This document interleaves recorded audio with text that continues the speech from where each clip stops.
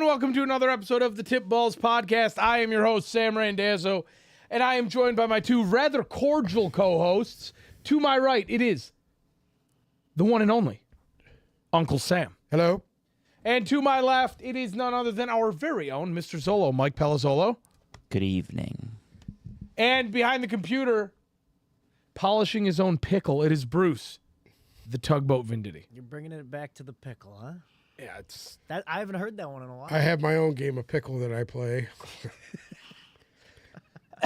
So how was everybody's evening? It's been 2 days since I've last checked in with you guys. How have you been?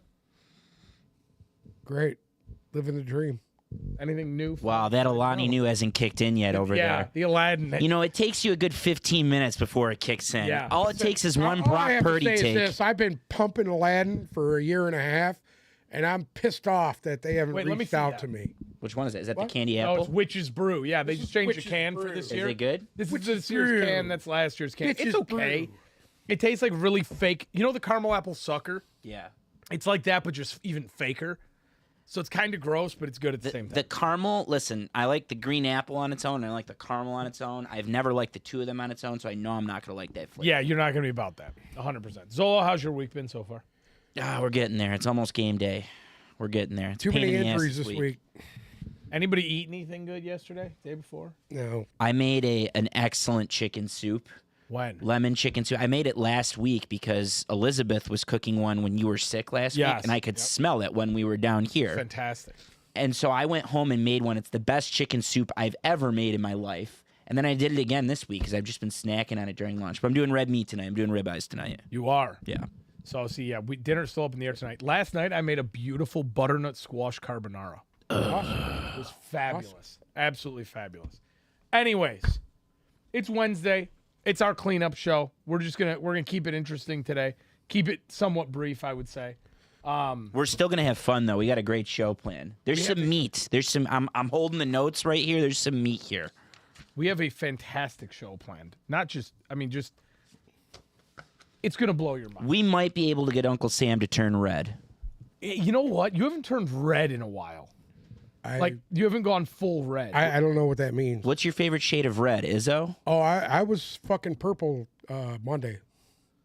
Monday I was absolute purple. Say less. I called you, I was purple, dude. Well, yeah, but then see this. That was right in the middle of me standing on the side of the fucking road on Haggerty, just losing my mind. You were so angry, and then when I wanted it to come out of you, I gave you your opportunity, and you were just like, "Yeah, I got a ticket." Listen to me. That's bullshit. I'm still just so upset that with all the things going on around the city and everywhere around here, that my tinted windows are a fucking criminal enterprise. Here, you want it? You want me to give him something that's going to get him red?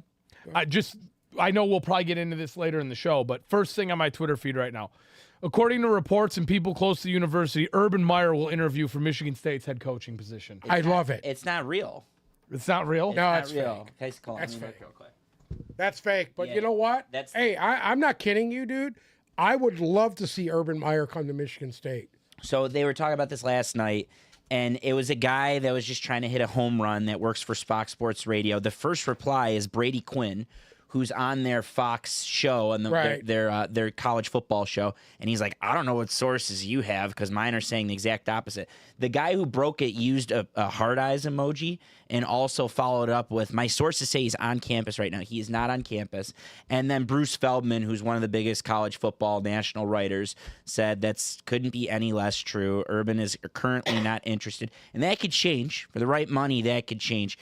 Just doesn't make sense. But if I were a Michigan State fan, that could be the guy on the top of the list that you want to call is Urban Meyer. Listen, if they could get a guy his caliber, and I'm not saying that Urban Meyer's a good person because he is a scumbag, but you know what? Thank you. Get him in here, he'd change the whole culture around and have that team winning within a couple of years. It would take a lot of money, and I think for Urban Meyer to come back, Michigan State has the money. They can make that happen with the money. But for Urban Meyer to come back, he doesn't want to wait a couple of years. He's going to be looking for a top roster. 25 job. I would argue it's a top 25 job for sure. Yeah, I and don't it know definitely why, has the money. Why they're throwing out these coaches' names. You know what? They need somebody established that's going to be able to recruit. That's the problem. Nobody can fucking recruit outside the Big Ten, outside Jim Harbaugh. Okay, so that Mel Tucker fellow was recruiting really well, and then he started to lose games, and then he started to. We're not going to say what he started to do because I don't want to set you off. Let me put it to you this way. It's real fine when you throw Kenneth Walker out there and he fucking rips everybody a new asshole, and then he goes to the NFL and your team is a fucking dumpster fire afterwards for 2 years. Guess what? He was exposed. He was exposed for what it is. He had a one-trick pony that he jumped on his back and fucking rode him all the way to success and got his little $80 million extension.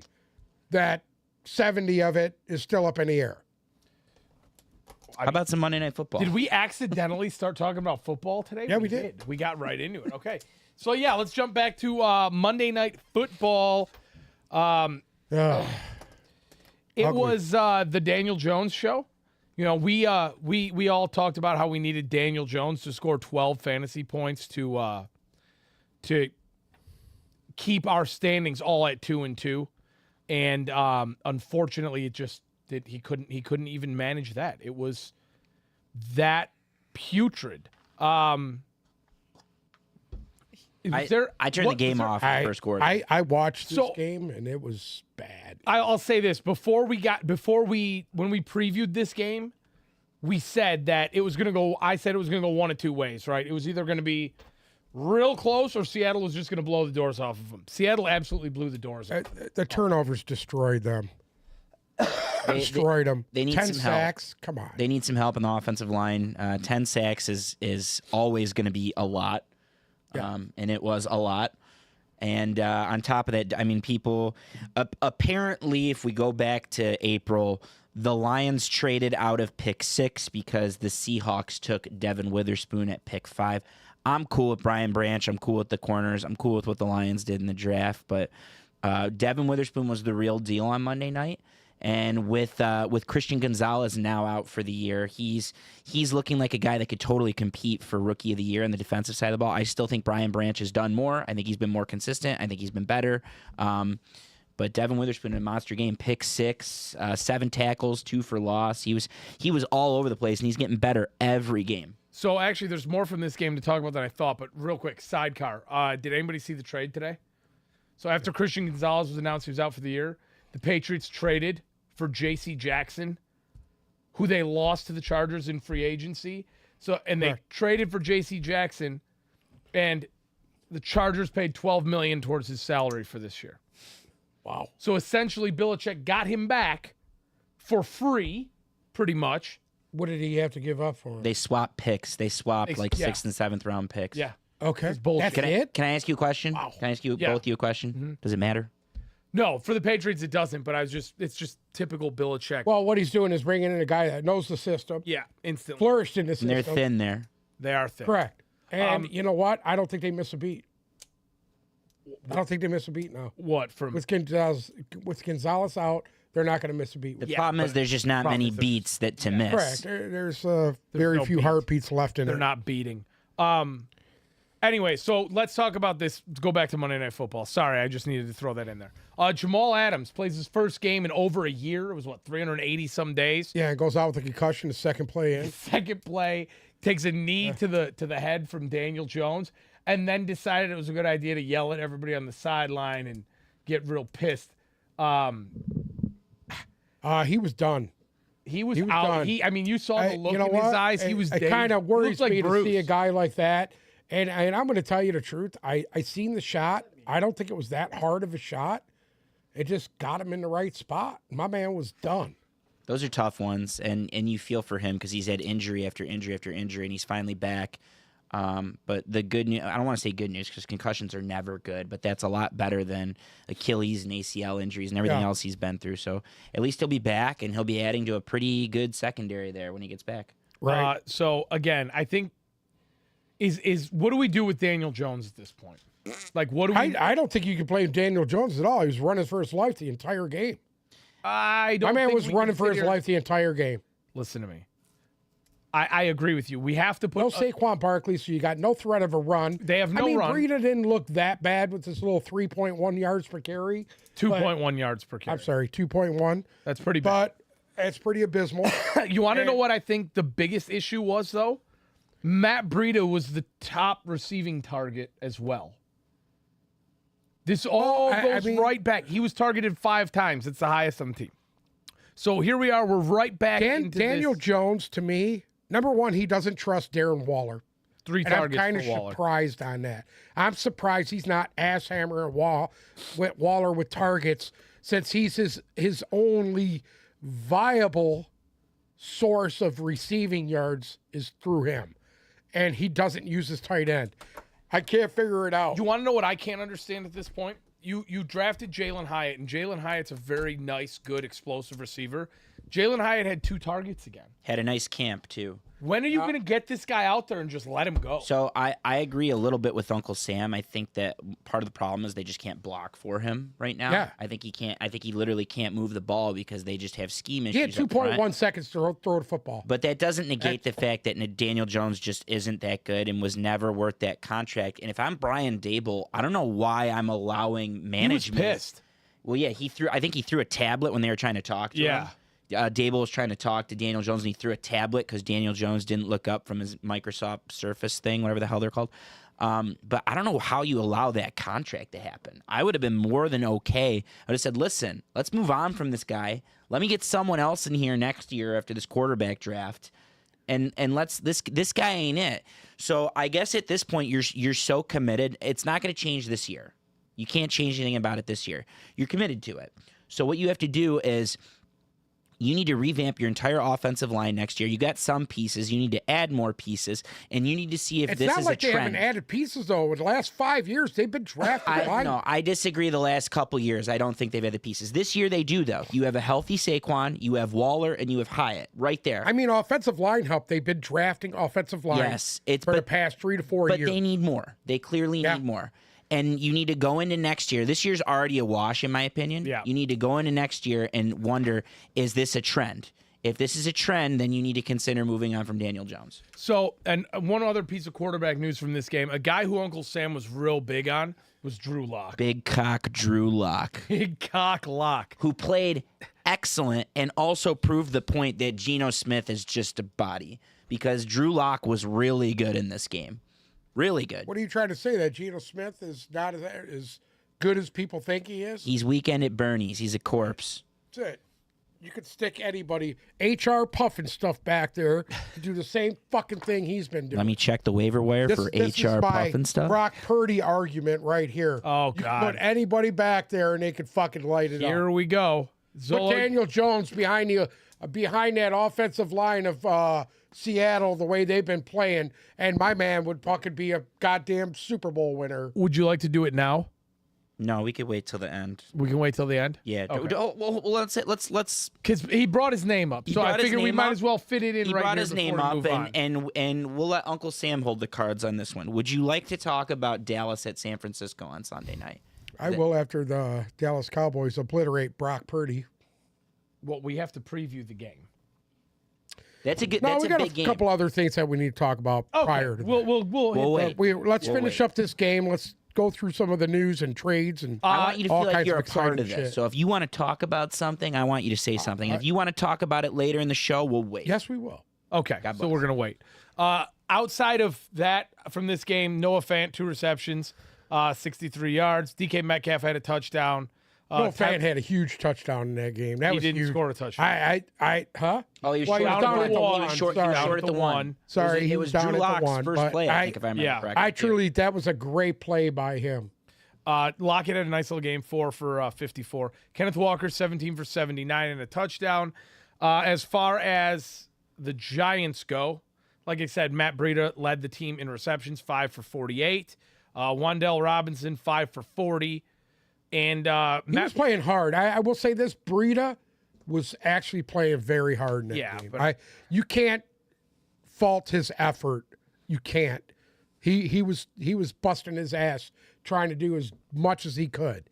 Yeah. But Bobby Wagner, dude, just continues to. Bobby Wagner just He's the absolutely off. ageless monster, dude. 2 sacks and 17 total tackles. I mean, for are Bobby you Wagner. fucking kidding me? The guy is a fucking monster, and I can't believe that Seattle let him walk when they did last year. Oh, they got him I back. can't believe that for 1 minute.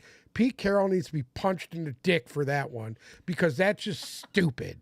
Stupid. That guy's been the heart and soul of that defense for more than a decade, and this guy let him walk just because he doesn't want to pay anybody.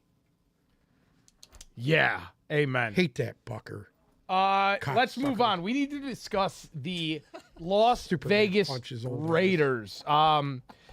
Josh Jacobs came out today and had some things to say. Zola, what did he say? Yeah, he echoed what Devontae Adams said a couple weeks ago. So now your two biggest superstars on your team are speaking out. And Josh Jacobs said it's frustrating. We're an undisciplined team. If you remember, Devontae Adams said, I don't have time to waste to just sit around and be losing like this, amongst other things. And then another good one is good old Marcus Peters, one of my favorite mouths.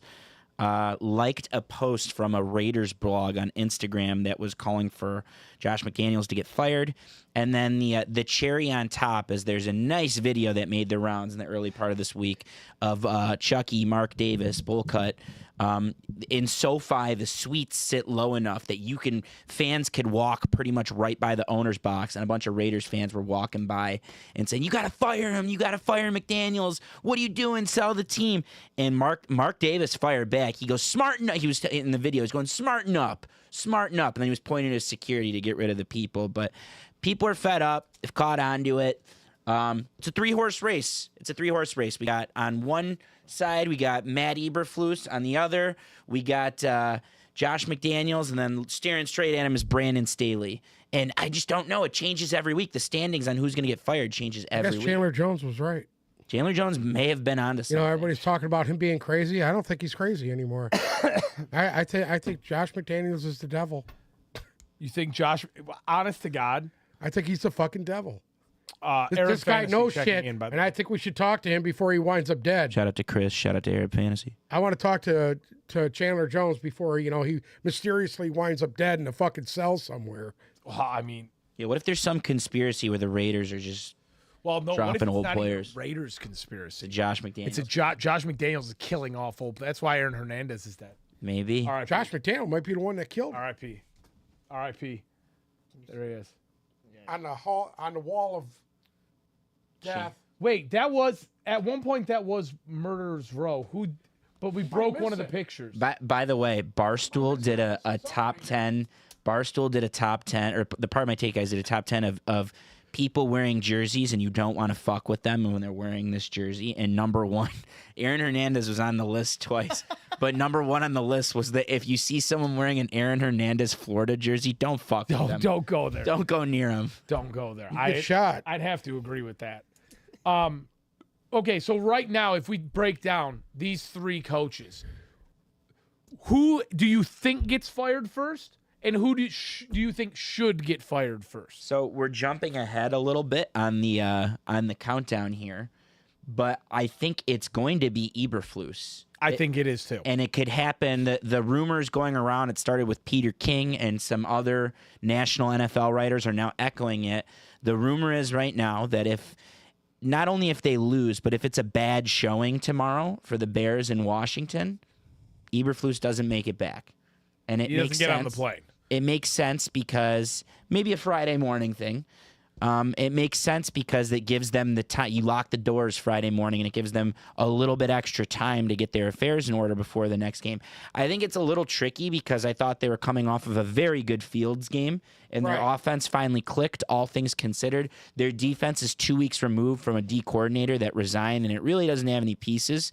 So I think it's too soon, especially with picks 1 and 2 coming in next year. But right now, I would rank them. Number 1 would be Eberflus. Number 2 would be Josh McDaniels. Number 3 would be Brandon Staley. It changes every week, though. Right. So right now, the guy I think that's going to be gone is Eberflus. I agree with that. I don't think McDaniels is going anywhere.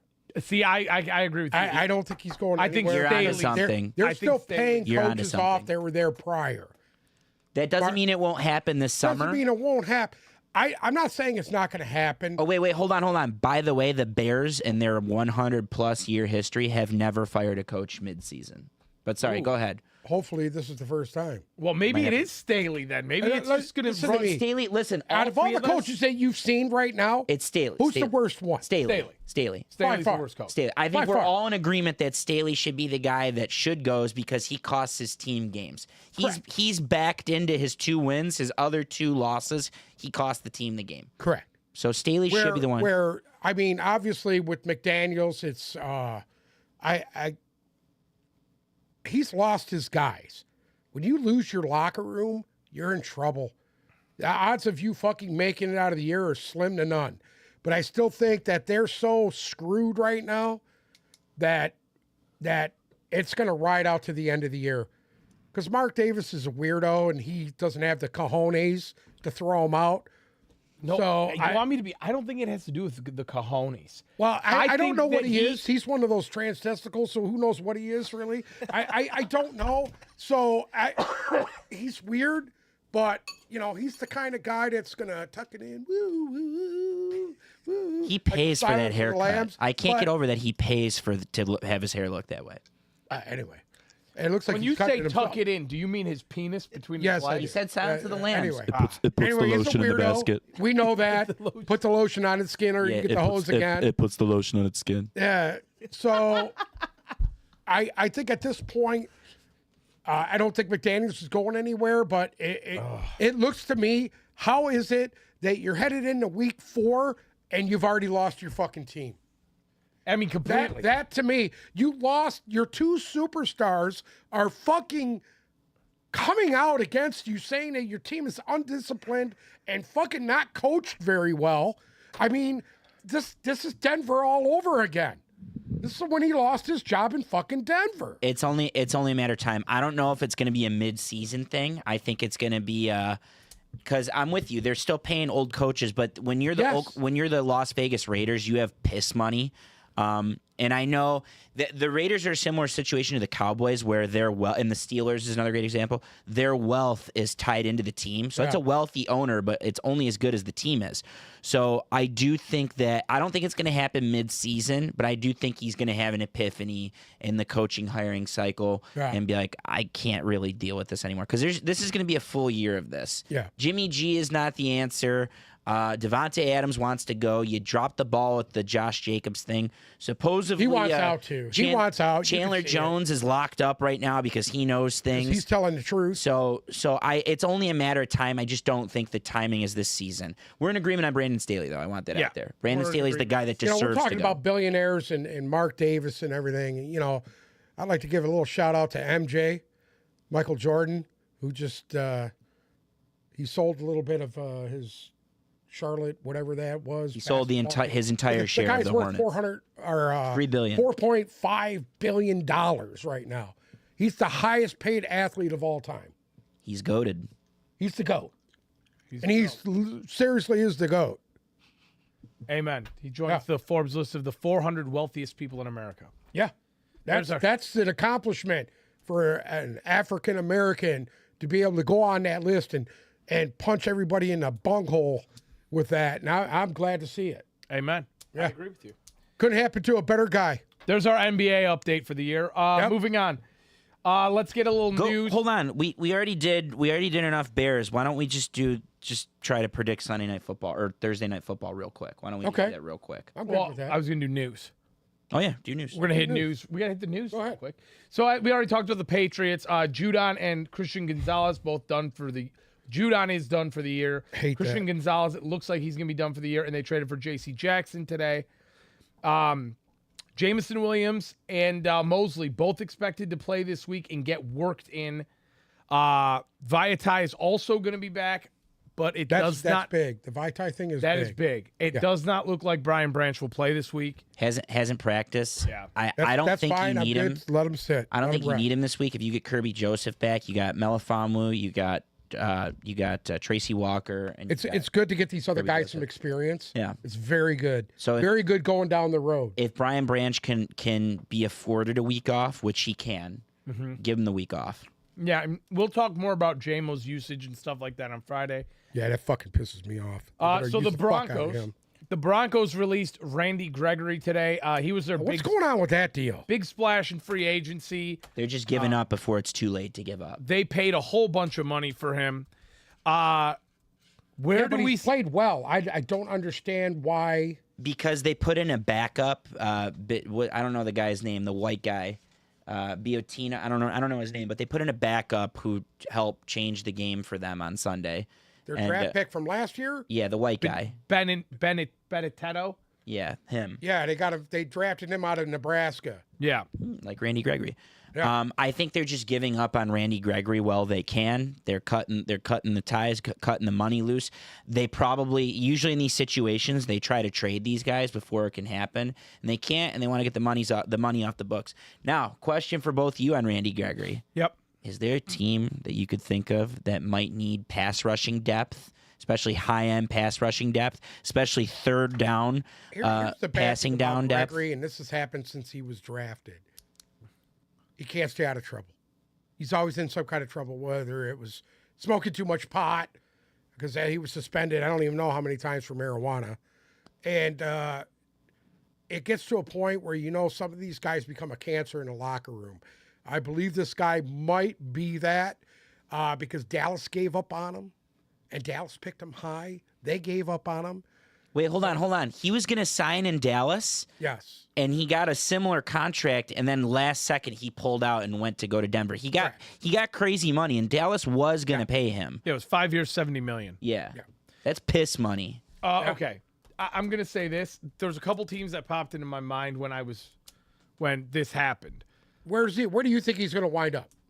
Seriously. Where do I think he's going to wind up? Yes. I think he's going to end up in Seattle. Really?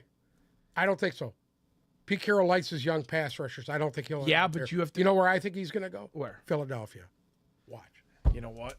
Watch. It might just be Hassan crazy. Riddick. That's a good They one. sign all these pass rushers, and I It's like the he'll wind up soup an kitchen Eagle. for aging pass He'll wind rushers. up in somehow Howie Roseman is going to fucking break out the checkbook and fucking cross his T's and dot his I's, and he'll be a Philadelphia Eagle. I also heard him linked to the Giants today, as well as Washington. But I think it's going to be when there's these mid-season releases like this, because the contract doesn't matter. He's getting paid from the other team, and it's going to be a small deal or whatever.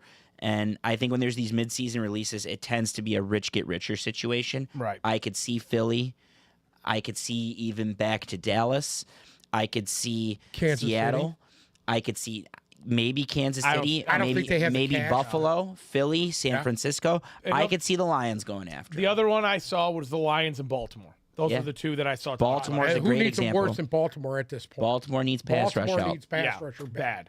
bad. Even the Lions pass rushers are better than Baltimore's at this point. Seattle sounds great. Yeah. Because Pete Carroll always takes flyers Always. on these guys with character issues. Scumbag taking scumbag. And it never Match made comes Yeah, back to hurt him. It they- never comes back to hurt him. They can comprehend what each scumbag is Right, doing. it's a one piece of shit Yes, talking to one another piece of shit to another. Right.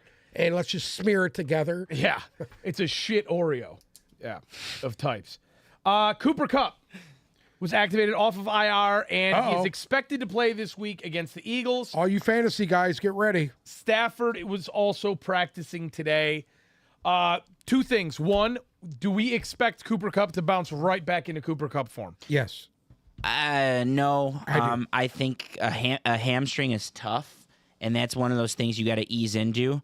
And I think they're going to ease him into it. I think he's going to get some series here or there to work him in, because he wants to play this week. That doesn't necessarily, you got to get back into game shape, and there's other things. And when you have a lower body injury, something in the leg, like a hamstring, like it takes time to work back into it. So I think it's going to take a second to be Cooper Kupp, but I do think he's going to end up playing Sunday against the Eagles. Okay. Next, what does that mean for both Puka Nacua, Tutu Atwell? Who's the other one? you Van figure Jefferson. Just at a least quick Brown- roundups. We'll talk about it more Friday. But Higby. Yeah. 12 targets to go Higby. to Cup.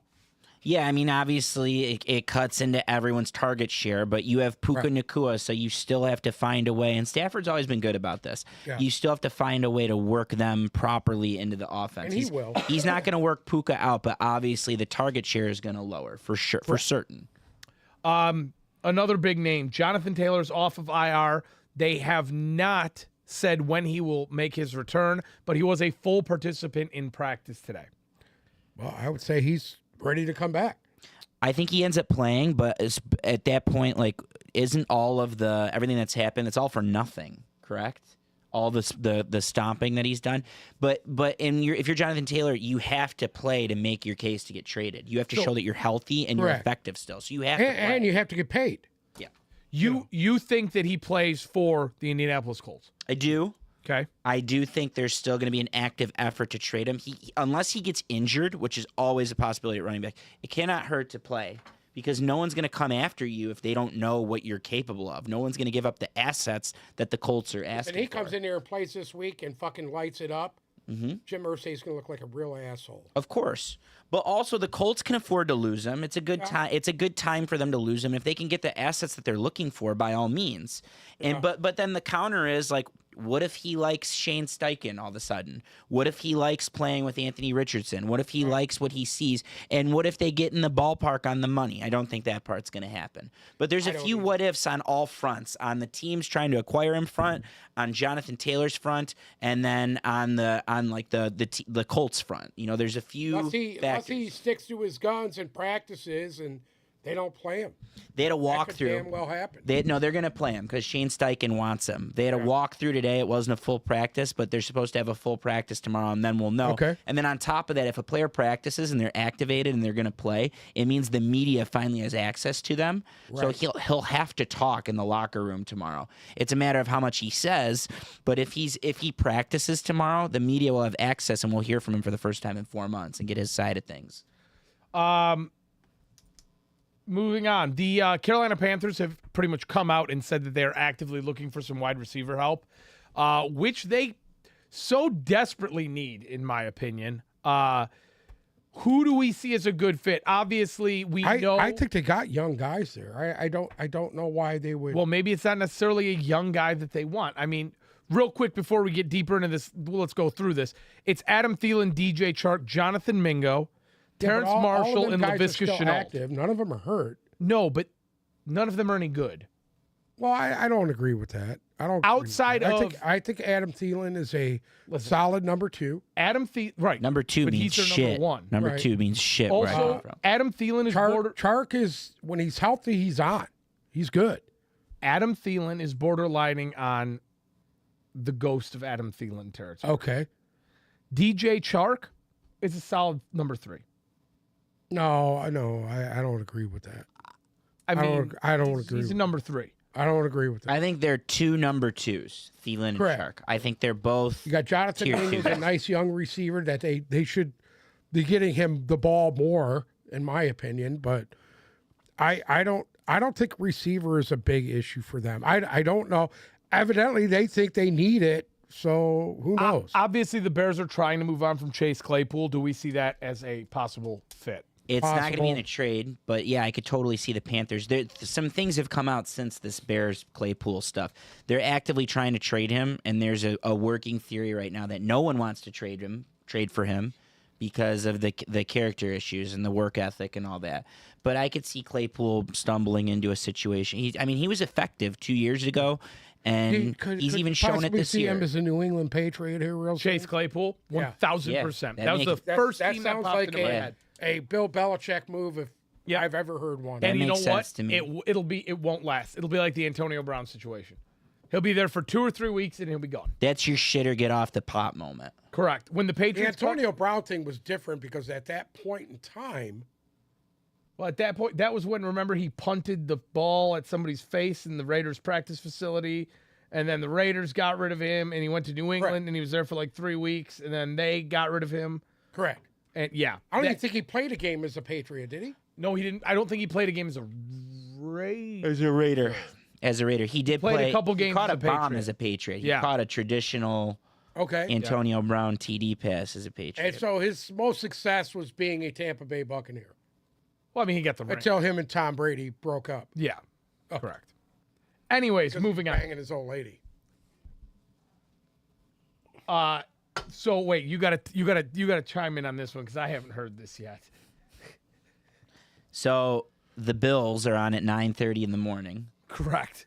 and therefore people in Buffalo who booze pretty hard, they're going to want to be going to the bars and they're going to want to be pre-gaming. But there's a law in New York that you can only serve liquor after a certain time on Sundays. So you know what's wild about that? When I went 12 to the o'clock. I thought it was noon. well, yeah, when I went to the Patriots game last year, Yeah. I was trying to get. We were tailgating. You know, that's here, too. No, I think it was for the longest They do time. not here sell It's alcohol. changed Not here here. anymore. It's They changed got rid here. of Oh, they got rid of that? Yeah. Yeah, Okay. but it's like that in Massachusetts too, because I had to wait in line at a grocery store till 11 o'clock to buy a case of beer. Yeah. Yeah. So I think it's the governor. I don't know who exactly, but there's a special license that people in Buffalo, bar owners in Buffalo, can apply for, to where they can serve pints at 8 a.m. while they wait for their team to come on an That's hour and a nice. half later. It should Love be it. nice and shit-faced by noon. And They should be swaying in the wind by noon there, Bruce. in Bills You know what I news, mean? Von Miller is expected, or Von Miller's going to try and give it a go. He's off of IR.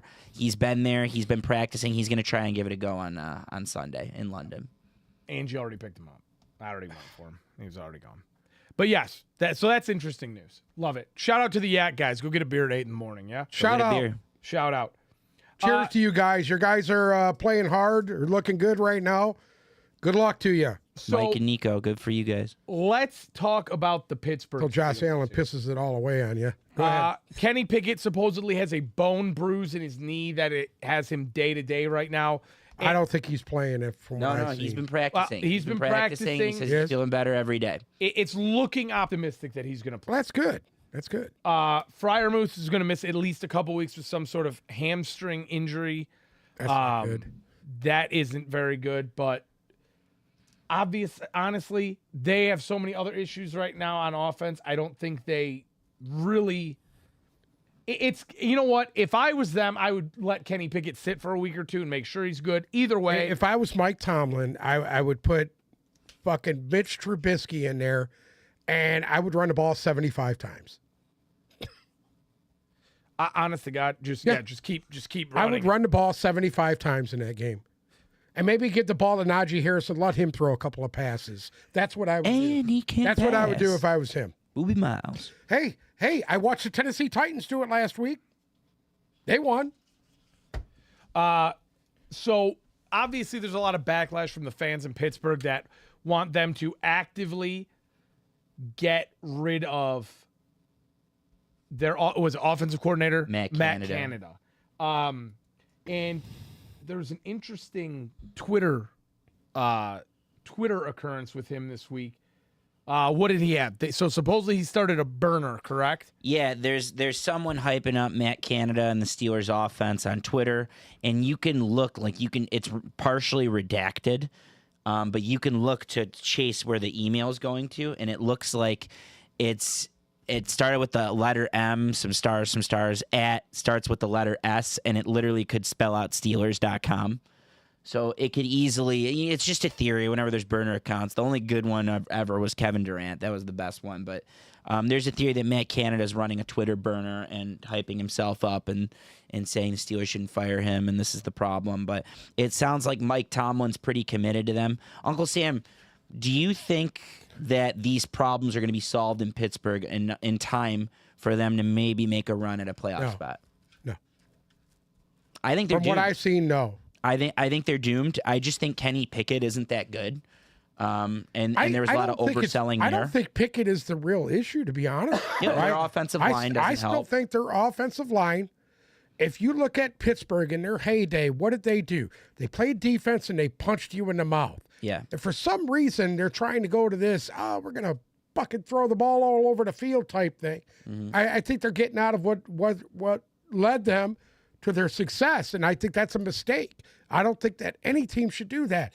Now, I'm not saying that they should just line up and run the ball 50 times, 60 times a game, but you have to have them respected. And if you can't get that, I'm going to be honest with you, I would say the receiving corps, without Deontay Johnson, they don't have a guy that runs real clean routes. So they don't have that guy to get them that first down every time they need it. You got the explosive guy, but you don't have the guy that's your bell cow guy. Like if you look at Tampa Bay, Chris Godwin is that guy that moves the chains. Evans is the explosive guy. Godwin is that guy that makes that big catch when you need it. They don't have it. They don't have it. But they have two really good tight ends that they don't use enough. And I blame the offensive coordinator for that. I totally believe that Matt Canada, it's his ass because he can't design a system around what he has. You're supposed to design a system to get those players that play for you their best way to be successful. And if you can't do that, you need to get the fuck out. So you hit the nail on the head for me. The Steelers have historically been America's Big Ten team, and their identity is pounding the football. And so much has to go right to effectively run the football. Number one, you need 5 different pieces on the offensive line. Number 2, you need the running back. And number 3, you still need a respectable pass game because if they have to respect the pass game, they have to respect the run. And I just think that we've seen enough of a body of work with Pittsburgh at this point that when there's running game issues, they get fixed. If you have the capabilities to fix them, they get fixed. And I just feel like it would have been fixed by now. And the fact that it hasn't, unless there's injury issues, of course. And I just think they ran the ball really well last week. You say what you want to say. They did run the ball well. Najee Harris was a monster last week. But they only scored 6 points. That's the problem. That's the problem. And what does that attest to? That attests to their offense being predictable and your offensive coordinator not utilizing the fucking pieces that he has at the time. And that's, you know, I know Johnson's not there, and I know that's a big part of their deal, but you got you had, because now Freiermuth is hurt, you got a fucking tight end that's off the chart athletic. You need to start using this guy. Not just as a blocker. You need to start sending that guy downfield and actually targeting him. So if you can't figure that out as an offensive coordinator, you know, you can't. I was watching Pete Carroll, and I'm not a big Pete Carroll guy. I am. I think he's a fucking scumbag. But I watched a play last week with Geno Smith where they had started the ball going one way, come back the other way, and there was 3 guys wide open. Why can't this guy fucking do the same kind of thing? A little rollout, move your quarterback a little bit so you're not going to get him fucking killed, and actually move the pocket a little bit. And these guys, I can't see why any offensive coordinator in this league cannot copy what other guys do. It's bullshit because everybody copies each other. Okay, so let me answer that. It goes back to what I said very early on. I just think we were oversold on Kenny Pickett, and he's not that good, and maybe that's why they're not able to do it. And an injured I still Kenny think Kenny Pickett is better than some of these quarterbacks in this league. Is he better than Brock Purdy? Do you think? Don't even go there because you're not going to like the answer. Do you think he's better than Geno Smith? I think he could be. Yeah. I think he could be. Honestly, I just think they're both like C-tier quarterbacks. Yeah. You know what? If you put Kenny Smith on Seattle's team throwing to fucking the monsters that they got back there, I bet you would see a different guy. One thing Kenny Pickett did really well in college is he was a good prototypical pro-style passer. He had Jordan Addison. For a couple years, and Jordan Addison isn't Jordan Addison without Kenny Pickett. And they had some other pieces too. Pitt had some great things, but I just think that there's not a lot of flash to a Steelers offense that historically doesn't have flash. Right. And if you don't have much going, I think that's the yield right now. I think only so much blame. That's that guy's job to get that shit together.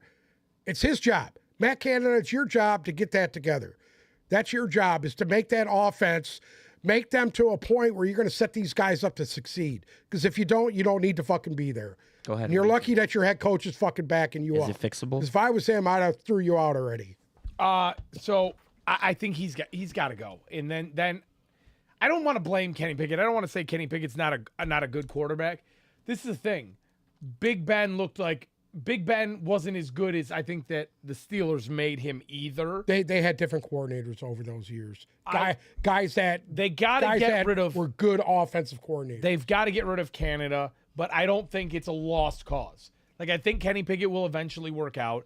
I think Najee Harris will eventually work out, but there's so much talent there, they've got to find a way to make it work. They've got to find a way to make it work. And it's all design. It's all design. It's all execution. And you got to fucking, and that's what Mike Tomlin's known for is execution, dude. So he's got to get these guys together, dude. Speaking of offensive coordinators, I want to talk about a play that Philadelphia has kind of trademarked in a way. I don't like it. You're going to ask me? All right. Here we I go. do not like it. The tush push and or brotherly shove. What do you like better, the tush push or the brotherly shove? Well, I have my own game of tush push, but anyway, I don't like. Have you also participated in a don't few like it. brotherly shoves? I don't like it. I don't like the play because in back in the day, that play was outlawed. That's why teams don't do that shit no more. But since they said it was okay that they're trying to bring this back, you see other teams trying to do it and they can't do it successfully. I get it. But you know what? I don't like it. Just there's nowhere that doesn't need to be in this game. You have a very good quarterback, very good running back. Why was it outlawed? Why should it be outlawed? Why do you think it? Because I I think guys are going to get hurt in that pile. I think you're going to start seeing fucking injuries in that pile when these guys are getting low. I seen guys shooting for other offensive players' legs. I see offensive guys shooting for defensive players' legs. I don't like it. I don't fucking like it at all. I disagree with you. If you're good enough to do it, fucking do it. And you know what? I'm shocked you said that because it's Philadelphia that did it. And if he really is disagreeing with it, that means he actually doesn't like it. So I don't like it. I'm telling you the truth. I'm not kidding. I know what you're saying from the injuries, and that's why it was outlawed. I understand that, but here's my thing: the people that are most for it are the people that run it. It's Philly's offensive line. It's their quarterback. It's whoever goes in to do the push and the running. Those are the people that are they're like, we don't care. Yeah, they're pro with it right now till Kelsey fucking retires next year, and then tell me if they're going to do it. Well, Kelsey's replacement's playing to the right of them. It doesn't matter. It doesn't matter. When he's gone and he's got to be in the middle of that line, and you're the catalyst of that, yeah, you'll see. It'll all fucking change. So I'm indifferent. I don't understand why people like Uncle Sam are up in arms, and I don't understand why. I mean, the opposing defense is like, yeah, it's bullshit, but it's a good play. I played nose tackle, and I don't like guys fucking shoving in my legs. It's fair. I never like guys going at my knees. Never like that shit. Low guy wins. Get it. I get it. I don't think it's but as I don't much. like guys shooting down and trying to hit your knees. I don't think it's as much. I mean, it's a goal line play, so I don't think it's as much chop blocking as it is like the controversy of people don't like the quarterback or whoever getting shoved. It goes back to Reggie Bush and Matt Leinart in 2006 at Notre Dame. Just the edge you get from that. And hey, if you want to outlaw that's fair. You got your center and your two guards. You got your quarterback. Then all of a sudden, you got two tight ends. You got two tight ends behind you, fucking pushing you forward, beside him pushing himself forward. I just think that if you're them two guys in the middle of that defensive line, you're getting smashed. And they're driving them 2, 3, 4 yards off the ball. It ain't like it's a couple of inches.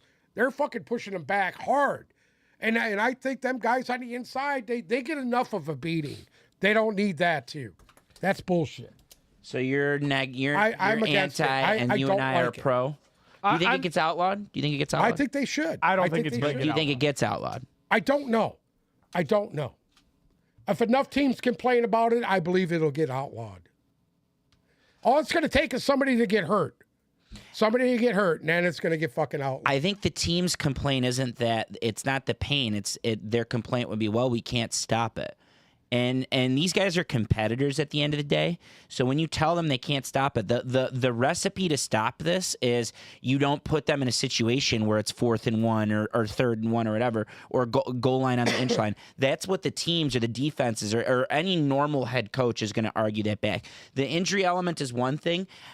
I can't give you more on that until we see more on the Here's what's going to injuries. happen. You're going to get some defensive lines in there, and that offensive line's going to do that. You're going to start seeing guys lose their cool on the line of scrimmage that are getting put back, and they don't like that shit. And it's going to start getting physical. When this is going into the playoffs, because it happened a few times last year, it got physical with teams trying to fight back on that.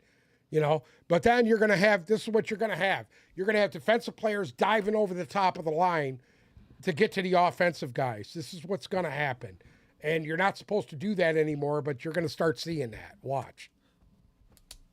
Alrighty. Well, it's going to be interesting to see. I don't like it. I think they should do away with it. It's going to be interesting to see what they do with it going forward. Moving on.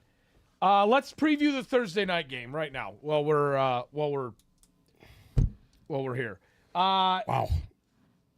It's a hard one to Because this is the worst primetime game of the year so far.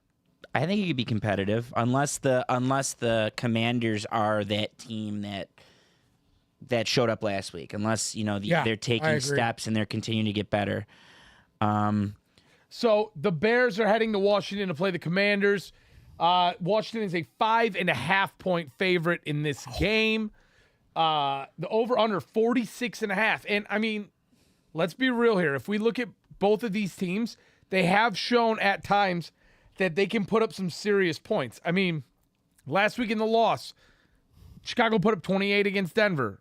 They put up 20 against Green Bay. So I think that 20 margin is probably a pretty good spot for Chicago. I agree. And Washington at times this year, when that offense has actually clicked, it wasn't bad. When they beat Denver, they put up 35. They beat Arizona, they put up 20.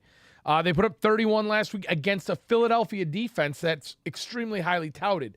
So, what are our thoughts going into this game? And then as well, we need to make some picks. You know who's been eating pretty well lately for the Washington Commanders? Are you going to say Curtis Samuel? No, on the defensive side of the ball. Chase Young is starting to catch back on a little bit, and I'm wondering if he ends up being the one that puts down his old buddy Justin Fields and puts the old dog out to pasture. Uh-oh. What do you think?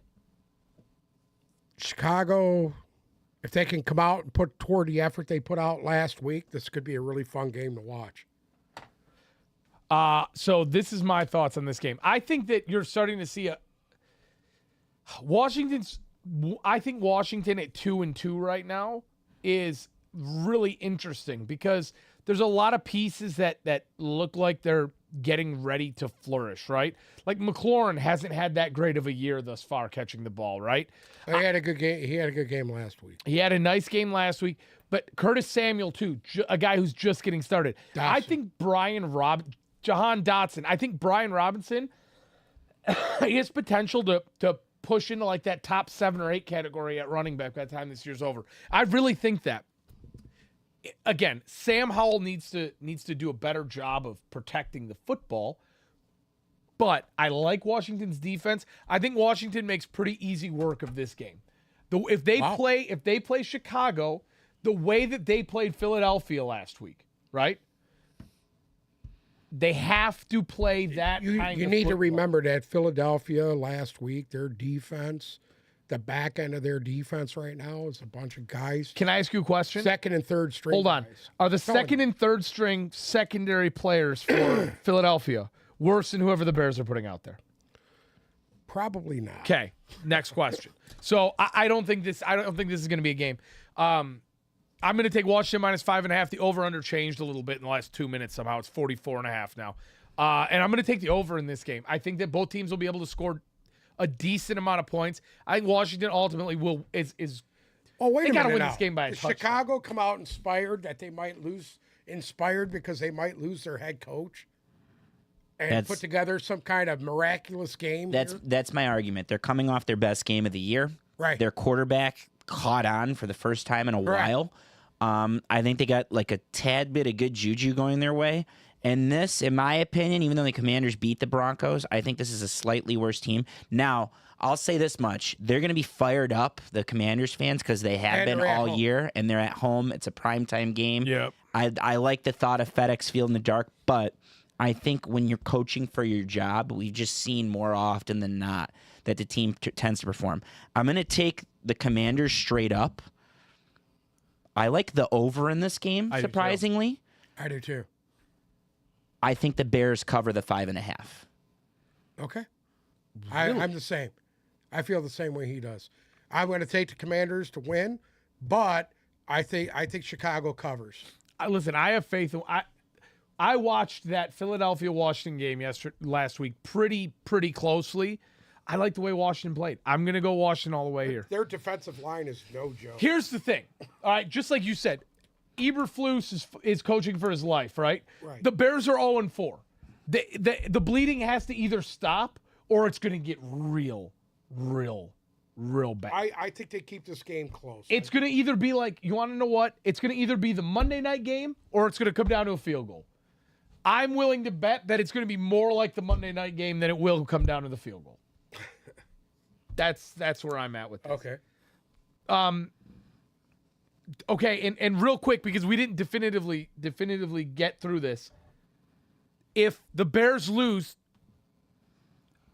are we good to say that Eberflus loses his job? It depends how they lose. If they get blown out, I think he's gone. You're asking the wrong person because I'm the only human on the planet that's been low on the Bears from day one and thought that they were talent depleted from day one and thought Fields was horrible from day one. So you're asking someone that doesn't really. I still thought the Bears were in rebuilding mode. I didn't see them winning the 5 or 6 games that everyone thought they would win. So I agree with that part of it. I don't know. I think Eberflus kind of had to back into Justin Fields. He wasn't the coach that drafted him. True. And I think that I don't know You if think he's a they're bad going to give him a coach. chance then? They're not going to because their fans are up in arms and it's just a disaster there. But I think Yeah, they but should. I think it's wrong to take it out on a coach that's basically a first-year coach over there, and he's trying to play the hand he was dealt. I mean, Yeah. I wouldn't fire him. I think he's going to get fired. But again, it goes back to that history.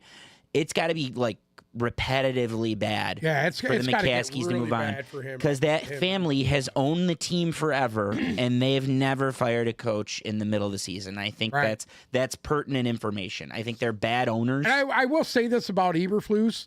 He's not an asshole like Josh McDaniels that I've seen or that we've heard of. I mean, the only one that's come out and said they're not agreeing with the coach is Claypool, and they told him to fucking stay home, which I would have done the same thing if I was them. But, I mean, your superstars on that team ain't, well, whatever you want to call a superstar on that team, are not coming out saying coaching is the issue. So we're not sure, essentially, is what we're saying. We're not sure. Okay. We're not sure. But I'm assuming that he's not an asshole like Josh McDaniels. So the funny thing about this is the Bears hold the first 2 picks in next year's draft. And as we saw last First week, 2. the they first have 2. Carolina's pick. Those 2 teams are both 0-4. Right. Correct. So as of right now, they have pick 1 and pick 2 in next year's draft. So, as we all know, And with the, hey, pick 1 and 2 without even fucking, you don't even have to move up. You don't have to give anything up. The old-fashioned way. Fucking, Pick 1 you're and gonna 2 do the what the old-fashioned way. Texans did and not have to move up. exactly. That's awesome. Now, Jeffersons, you mean? You said. I think you said. Did you say the Jetsons or did you say the Jeffersons? I think you said the Jetsons. The Texans. Oh, I thought we were talking about the Jeffersons moving on up. Texans. Oh, I thought They, you did, said they got the Jetsons, first 2 too. picks back to back. Woo, I'm off. And they had to give some shit up to get it. Now, obviously, there's been a ton of talk about how Caleb Williams is going to be the first pick in next year's draft. Well, here's the problem with that. Do you give up on Justin Fields now? Well, if you're there. There's a If bigger you're there. problem with that. Caleb Williams won't play for the Bears. I'm sorry? Caleb Williams doesn't want to play for Do the you know what's going on with Caleb Williams? No. Caleb Williams recognizes everything that's going on with him right now. First things first, I've watched a lot of college football this year. I'm ashamed that I've only gotten to watch Caleb Williams for about a game and a half, like 6 total quarters. He's going to win the Heisman again. He's gonna do the damn thing. Do I think he's the best quarterback ever? No, but he is very, very good. And I'll tell you, there's one play that I want to break down real quick, which I think sets Caleb Williams apart from a lot of quarterback prospects. When you're seeing tape, like you'll see, there's things that you see. You see him make a big throw. Like, I don't want to see the guys make throws. I want to see the things that you have to really watch hard on game film that makes him stand out. There was a 3rd and 6 in that game at the end of the first half last week. And play broke down completely. And he's running all over the place, back and forth. He's running back and forth. And eventually it's to the point where he can run for these 6 yards, no question, probably get 25. But what sets Caleb Williams apart is he's waiting for one of his guys to get open downfield, and they did, and it led to a massive touchdown. And that's what sets him apart. And I'm watching him, and I think he's the real freaking deal. I think Caleb Williams is, as advertised, he's everything and more. That being said, as we know, it's all, unless you're a transcendent talent, it's always situational in the NFL. And if he goes to a bad situation, it's not going to be good for him. So what is he trying to do? The John Elway? So there's I don't want to play for them? twofold, and there's other precedents. Eli Manning pulled it with the Chargers. Right. There's a precedent for it. They thought Joe Burrow was going to pull it. He didn't. But yeah, so his father's spoken out. So he's got two incentives. Incentive number one, he's thinking of staying in school because he can make just as much money in NIL as he would on a rookie contract if he stays in school. Number one. Number two, he said there's 5 teams, and this is a rumor, but it's a rumor that may have come from his father, who's been very vocal. There's 5 teams that he would play for. He played for the Cowboys. He played for the Raiders. He played for the Vikings. He played for the Giants. He played for the 49ers. He would play for one of those 5 Well, guess teams. what? 2 of those teams, he might be fucking coming out and playing for 2 of those teams. Maybe. I truly think that if the Raiders keep going to where they are, they won't win another game. You know, and as far as the Giants go with Danny Ballgame got Brian Double ready to fucking punch him right now. He might be out of there too. I think the Raiders would be out of that list of teams. I think like the sexy factor. That's the best fit for Caleb Williams. But here's the bad part: who's going to be there by the time he's drafted? That's a question down the road, and this could all change. Be gone. Jacobs is right behind him. And what is this? What kind of weapons is this Well, going to have? here's the other thing. Henry Ruggs. If you're Chicago, are you gonna? I mean, obviously Chicago can't take him, right? I don't know. I think that there's a process. There's a draft process. Now these guys can wait until the last possible second to pull out of the draft process. And I think they're going to go through the process, and maybe things change. Maybe they're like, here's our plan for you. Here's our new head coach. This is the building that we're building. He's coming out. I don't see any guy. I think he comes out. I think he ends up coming out. Yeah. I could see the scenario where he doesn't, but it wouldn't make sense not to come out. Here's the thing. The way it's set up now, if you shit the bed and pick a bad quarterback now, these days, you're not out anything. You can be in and out within a year, and you could have it fixed. Back in the day, when you made a bad pick at quarterback, a la Cleveland Browns all those years with their bad picks, it set the fucking franchise back 5 years. No, And I don't think you see that as much anymore as you did back the way it used to be structured. Yeah, no, they were absolutely. So if I was stupid and drafted Dak Prescott and been paying him all this money, and the guy doesn't fucking win anything, dump him now. Don't fuck around. Dump him and move on.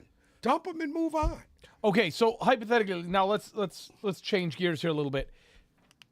Let's say that they do own the number 1 overall pick, right? Chicago? Yes. Is there some And the number 2 overall pick. right? Who do we think?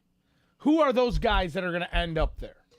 People have been pegging Caleb Williams and then Marvin Harrison, who he's having not a horrible year. Marvin Harrison's a great player. He's not having the number 2 overall pick year. The receiver that stands out to me in college football is Keon Coleman, former Michigan State guy who's at Florida State right now. That guy looks extremely pro-ready, and that's a guy that I would want on my team. But, I mean, there's a scenario. I don't fear Marvin Harrison as much. I don't really care about receivers. But as a Lions fan in the division, I'd be shitting my pants if Caleb Williams and Marvin Harrison ended up here at 1 and 2. That'd be a big get. Caleb Williams would be a big get for the Chicago Bears. I can see the scenario where he says, our division. If these guys get it straight, you don't know what's going to happen in Green Bay. Jordan Love might shit the bed at the end of the year. I don't want help hopefully in the he division. doesn't. I don't want help in the division. I'll tell you, to give you two names that didn't need the help in their division. Tom Brady preyed on the AFC East for a decade and a half while it was disgusting, and then Aaron Rodgers preyed on this division for a decade with some really bad teams. I don't want And the division Brett Favre having did any too. help. Brett Favre did too. Brett Favre did too. I don't want this division to have any help. And is Caleb Williams what sets the Chicago Bears over? No. They would need a lot of other factors to go along with it. And he could flop there if it's the wrong situation. It could totally happen. Right. That being said, that would be he's the biggest I think the quarter. Chicago Bears have a nice young core of players. Agreed. It's my opinion. I think they have two decent Hold running on. backs. Not entirely agree, but yeah, they started on their offensive line. They got their running backs going. Cole Kmet's a good They blocking started on tight their end. defensive line also. They're working some things in, but there still needs to be a little bit more juju. But Caleb Williams is a great start. They have He's high-priced defensive talent on their defensive side of the ball. Caleb Ray Williams. Edmonds, TJ, the kid from the Philadelphia. TJ Edwards. TJ Edwards, that they're paying a shit ton of money to both of those guys.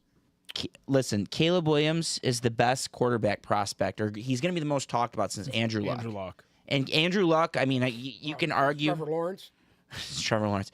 You can make the argument one way or another. No, Caleb Williams is bigger than Trevor Lawrence because Caleb. He's better than Trevor Lawrence. I do.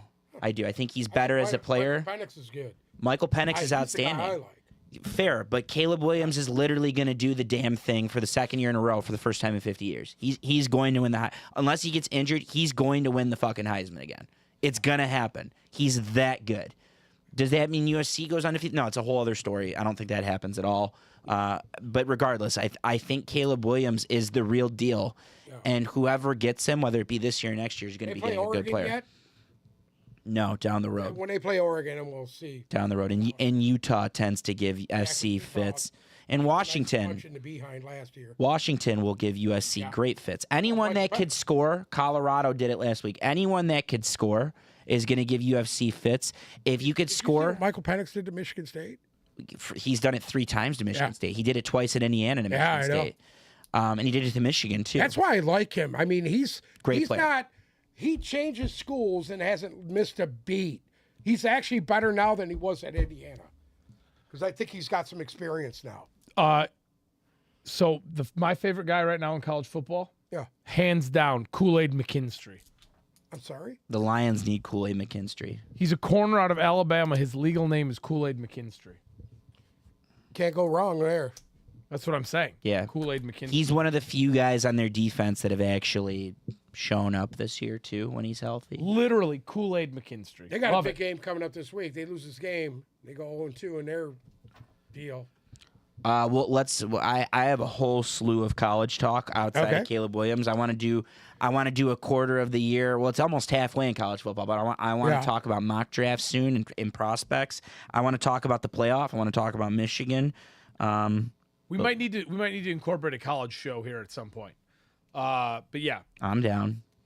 As far as today goes, do we want to touch on Jerry Jones' comments about Sunday Night Football game? Yeah. Let's do it. Let's do it quickly and briefly so we don't spoil Friday. But Jerry Jones had some things to say about the Cowboys versus 49ers Sunday night game, and he said that the Super Bowl goes through San Francisco. Zolo, do you have more on that? The Super Bowl goes through San Francisco. It goes without saying. They have one of the best quarterbacks in the league right now. Can I give you some Brock Purdy real quick? Let's go. The Daily Brock Purdy update. I'm tired of hearing about it. You can plug your ears. Feel free to plug your ears. So, Brock Purdy. Also, shout out to Dark Lumen. Here is your 49ers talk. No, they're not going to re-sign Colin Kaepernick. Brock Purdy has now won 9 straight regular season starts, which has only happened 6 other times in NFL history. So he's going for win number 10 in their first or second season in the league. It happened with John Elway, who started with 10 back in 1984. It happened with Peyton Manning, who had 11 in his first or second season in 1999. Dak Prescott in 2016. Lamar Peyton Manning Jackson won 3 in 29. games first year in the league. What's up? Yeah, they were Manning bad. won 3 games. Colts were bad. Their next year, all of a sudden, they were world beaters, though.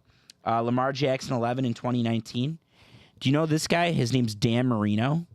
He No, I won don't know who that 14 is. between 83 and 84. Greatest quarterback ever to play the game. And then Ben Roethlisberger had that 15 in 04 and 05 en route to a Super Bowl. So Brock Purdy's in some pretty elite company there in terms of, Dan Marino went to a Super Bowl as a rookie. yeah, Brock Purdy went to a championship game as a rookie. He just got injured. He didn't finish it. Nothing. No rebuttal. What do you think of? What do you think of? Dan Marino's the greatest quarterback ever played in the NFL. Does Pardon? Niners Cowboys have that big game feel to you? It should. They're playing for what? Second place in the division. No, I think it's Yeah. second place in the NFC, the conference. Well, in their division. Well, the Eagles would have to lose a game, and the Eagles have a challenging one this week against the Rams, considering how the Eagles have played. right. That being said, to me, this does have the Well, big game Frisco's feel. in first place, right? And they're It's San their Francisco division. and Philly are 4-0 and 4-0. Correct. And then you got Dallas is 3-1. If I'm not mistaken. Dallas is 3-1. Dallas needs this game more than San Francisco does. Okay, but I don't think it's about need right now, right? I think this is right now. This Well, is, yeah, because you're jockeying for position right listen, here. it's the number 1 team in the NFC right now versus the number 3 team in the NFC right now. 3-4, fringe 3-4. I think it's 1 and 2. You think Dallas is better than Philadelphia? I at this point, I would say they're better. Dallas is better than Philadelphia. I think they're better. What the fuck happened to him today? What? I think at this point, Dallas might be a better team than Philadelphia. A better I coached think- and better quarterback Not team better than coached. Philadelphia. I think if they It's played obviously not Sunday, better coached. I think if they played Sunday, Philadelphia's waxing Dallas's ass. I don't. I think Wow. I think Dallas plays is them winning very that. hard. I think Dallas is winning that. I still think Philly's going to come on at some point and they're going to change everything. But This Dallas, is your test for you. Where is? It's not about Brock Purdy. It's not about the San Francisco 49ers. Yes, it is about Brock Purdy. Yes, No, it is. no, it's because if Brock Purdy can stand in there against that Cowboys front and win that fucking game, you can't argue this anymore. Well, guess what? If Brock Purdy can go out there and look the way, what was that kid's name for the Cardinals? Josh Dobbs. Yeah, with his eyebrows shaved off.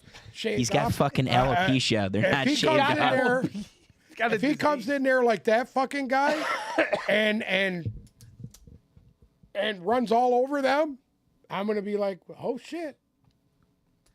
Listen. I think Also- San Francisco's defense is so good, front end to back end, that they're going to beat just about anybody. What? In the division. Listen, there's What a are you reason why. doing? I said this I'm all gonna give you last my week, pick and on you this game. sat there and What's the told line me on that we're game? not doing picks right now. What's the line? We're on not doing picks right we're now. picking that Friday. It's Friday. Don't give it all away. I'm gonna take it right now. Also, Dark Lumen chimed in and said that Joe Montana is the greatest of all time, not Dan Marino, like you Who's said. fucking Dark Lumen? Somebody in the chat. Tell him to identify Listen to me. himself. Identify yourself, bud. Dan Marino's the greatest quarterback ever played. I think, honest to God, I think you have early onset dementia. Right. Because you are the Joe things Montana you is say. perfection. I said Joe Montana is one of the greatest quarterbacks ever to play the game. He's perfection. 4-0. Can you even fucking believe this? 4-0 and in Super Bowls. Okay? I said here last. I think Dan Marino, as far as quarterback play goes, is the greatest quarterback ever to play the game. Okay. Also, I sat here last week and said how San Francisco had the best defense in football, and you told me I was wrong. Then it was Dallas. I thought Dallas's defense at that time was playing better until Josh Dobbs carved him up and spit him out. Shout out to Angie. Mike Vick did indeed have that dog in him. Yeah. Anyways. So. What? Nothing. So Travis Kelce in his podcast today came out and gave an update on. I don't ever want to hear his name again. Well, he came out today. He can go fuck And he had- himself. He had a statement to make on the Travis Kelce and Taylor Swift drama, on his own drama with Taylor Swift. He said that the NFL's overdoing it a bit. You think? And He's part of it. so He's part of it. That's horseshit. He's the one fucking pumping the jab. He's the one fucking putting all this out there. He is a fucking sellout. He's sellout. So the NFL also came out with a statement of their own. The NFL also came out. Oh, did you see Aaron Rodgers referred to him as Mr. Pfizer in an interview with Pat McAfee the other day? He's right. Mr. Pfizer. Yeah, Pfizer. You know how many people Pfizer's killed? That emergency alert today, by the way, was supposed to. They were using the 5. I was vaccinated. It was supposed Yeah, we were use, supposed to turn into zombies today. I'm supposed to turn into a zombie, and I got a hankering for brains. Yeah. That's all I gotta say. What? Everybody who got the jab today when they did that emergency alert is supposed to turn into a zombie. So That's why- I don't why know they what did any it. of that means. Did Anybody you get who- an emergency All I alert know on your is this: phone? when young people He has an take Android, probably vaccines and are fucking dead, fucking all a right, couple we're days not going later, down here. We're not going down here. All right, we're not going to go there, Anyways, but it is what it is. So the NFL, after they changed their Twitter profile picture or Twitter header to Taylor Swift and then put the Chiefs are 2-0 as Swifties in their bio, they came out and said, we frequently change our bios and profile imagery based on what is happening in and around our games, as well as culturally. The Taylor Swift and Travis Kelce news has been a pop cultural moment that we've leaned into in real time as it's an intersection of sport and entertainment, and we've seen an incredible amount of positivity around the sport. Whatever. You can't A deny whore. that. You're a whore. You can't. Okay. A money grabbing whore. Who? Taylor Swift or No, I Travis think he's talking Kelce? about The the NFL. NFL. He's talking about the NFL, yeah. But, Well, That's just business, though. I mean, what it is. By the way, The Uncle Swifties going to come after me now? Sam, Weirdos. Z says we should give you some milk. Z in the chat. Shout out to Z. Who? Z. What do you say? He said, you "Give need Uncle some Sam some milk." Milk. Why? I think it was in reference to the you saying that Dan Marino was the greatest of all time. He is. He is. I seen him play. Did he see him play?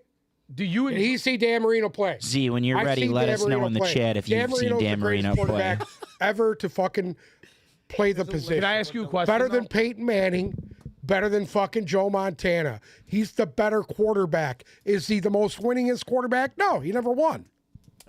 But greatest quarterback ever to play the game. Did you notice he intentionally didn't say better than Tom Brady there because he didn't want to trigger me? Oh, come on. This Tom would be Brady the couldn't next hold Dan 100 Marino's minutes. jock strap. You need to fucking stop. I'm just gonna let that one go. Yeah. Dan Marino, greatest quarterback of all time. What's your milk of preference, by the way? I'm sorry? What's your milk of preference? What are you talking about? Like, if you were gonna drink milk, what's your milk of preference? I drink homogenized milk. Okay, what, like whole milk, 2%? What'd I just skim? say? Homogenized milk. I don't know what that is. That's whole milk, asshole. So you're a whole milk guy. Yeah, I don't could drink tell, you watered could tell down that milk. you could tell that in about 2 you want seconds. watered by down looking milk? at him. Then I can give you Tipped some cows. respect. And listen, that's the way it is. There was tipped fucking calves. one milk when I was growing up. It was the PBB cows of the 1970s and the 60s, and that's what I drank. Is that why you're as thick as you are now? That's exactly why. More people should drink milk. Anything to add before we wrap up today's show? Yeah, Yes. I got one Okay, thing. You go ahead, No, Mike. mine's not important. You go first. Go ahead. No, I want to hear it. Mine's not important. It's I not, do it's wanna not hear even it. Go football ahead. related. You're gonna be pissed No, I won't. if Mike is short for Michael, then bike is short for Bikel. What the fuck does that mean? That is one that would piss him off. What? What does that mean? Mike is short for Michael. They call people named Michael Mike. Okay. So they say bike in reference to a bicycle. Bichael. I don't get it. Instead of it being bicycle, it should be bicycle. You talking about Michael Obama? What's your one thing? What's your thing to go add before we leave? What are you talking about? You had something to Said say. you had one thing. You I had said something the to same say. thing. No, I didn't. I was waiting for him. I told you said, it wasn't does anybody important. have anything to add before we end? This is You the only both thing said I got yes. to add. Go to fuck away, Taylor Swift. Just fucking go on your tour. You fucking talent. Watch it. What? Watch it. Go on your tour. she's got Have a talent. great time. Kelsey, get on the fucking bus and go with her and don't come back because nobody gives a shit what you think. You're a fucking glory whore. Bruce, anything? No. Wow, that would have been a great title if you would have came up with that. What, glory beforehand. whore? Travis How about Kelce. glory hole? Anyway. Oh my god. Thank you so much for listening to another episode of the Tip Balls Podcast. Make sure to follow our socials, Instagram and Twitter at Tip Balls, TikTok at Tip Balls Podcast. If you're listening to us on Spotify or Apple Music, please go watch us on YouTube so you can see the beads of sweat coming down Uncle Sam's head when he gets real heated. Make sure to subscribe while you're there. Thank you so much for listening. You will hear from us on Friday.